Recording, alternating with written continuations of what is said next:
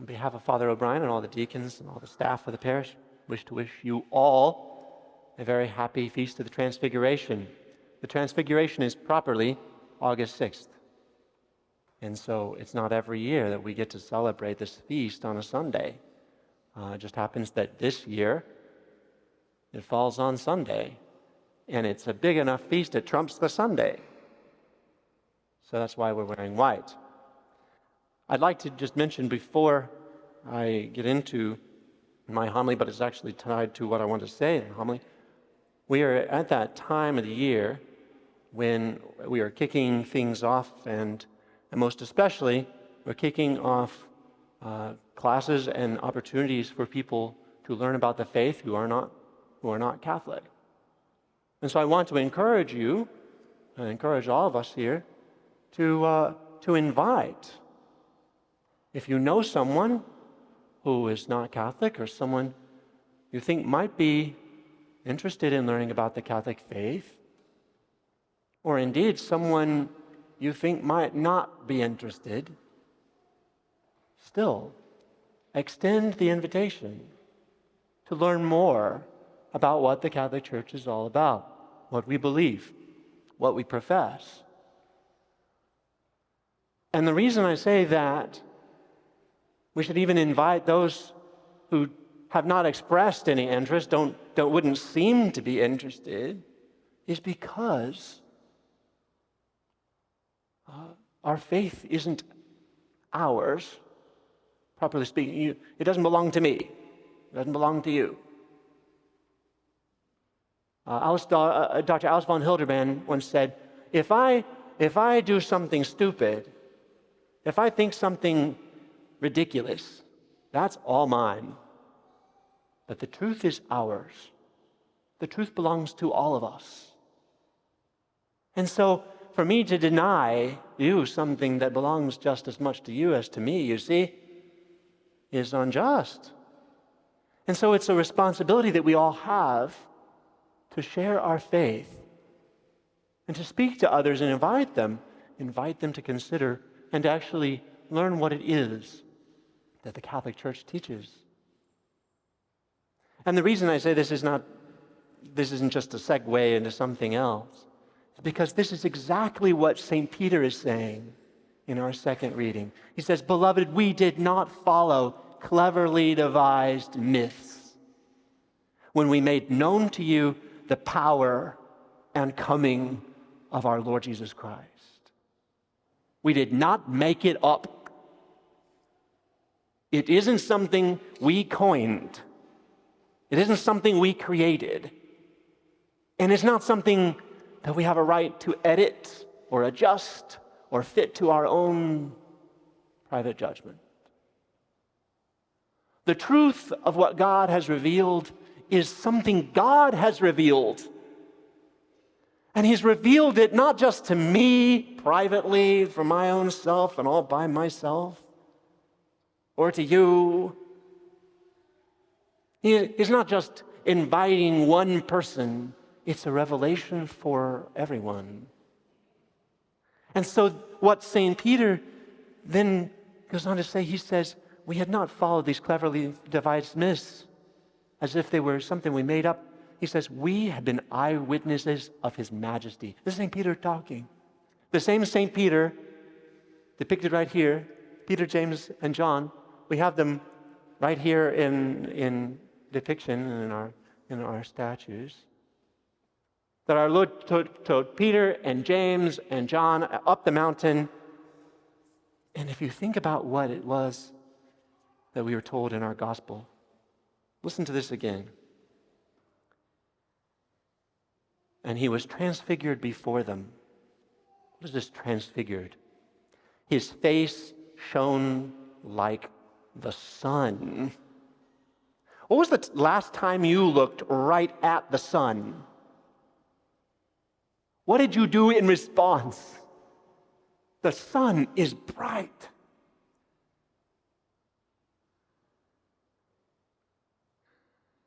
His face shone like the sun. It wasn't just that there was this glow around Him. They couldn't look at his face. It was so bright. His face shone like the sun, and his clothes became white as light, like staring into a spotlight. It was a vivid moment. And St. Peter says, not only were we witnesses of his majesty, of his glory, but then we heard the voice. We heard the voice from heaven say, "This is my Son, my beloved, with whom I am well pleased." If there's a reason that our Lord took Peter and James and John up the mountain and showed them this glimpse of his glory, of, as it were, the glory of his divinity radiating through his humanity, still under a sort of a veil, but this bright light through the veil, as it were. If he did this in preparation for his passion, in preparation for all the suffering he would endure, in the moments that he would look really, really weak and really, really beaten up and really, really useless and really, really despised, it was specifically to guard their faith. Their faith that he was who he said he was. And so when they are there at the Garden of Gethsemane, watching him sweating drops of blood, these same three who were invited into the inner garden. Now, the Garden of Olives is the outer garden, and inside the Garden of Olives is a smaller garden called the Garden of Gethsemane, or the Garden of the Winepress. That's what Gethsemane means. And presumably there was a wine press there, or a grape press. There was a press that you would gather the olives and you would put them in there and squash them. And that's how you get the oil. And so our Lord took the same three. He took up the mountain with him into the Garden of Gethsemane. But he left the other 8 apostles who were there kind of out the door, at the further gate. And he brings them in, and they see him suffering so excruciatingly, it would have tried anyone's faith. This is God, right? Why is he suffering so much? Why is he in such agony? To see him dragged before the Sanhedrin and dragged before Pilate and dragged to this place and carrying his cross and then nailed to it. And to hear all the crowd saying, "If you are the Son of God, come down from the cross." Is he powerless? Is he incapable of coming down on his own? Oh, you saved others, but you cannot save yourself. It would have destroyed their faith.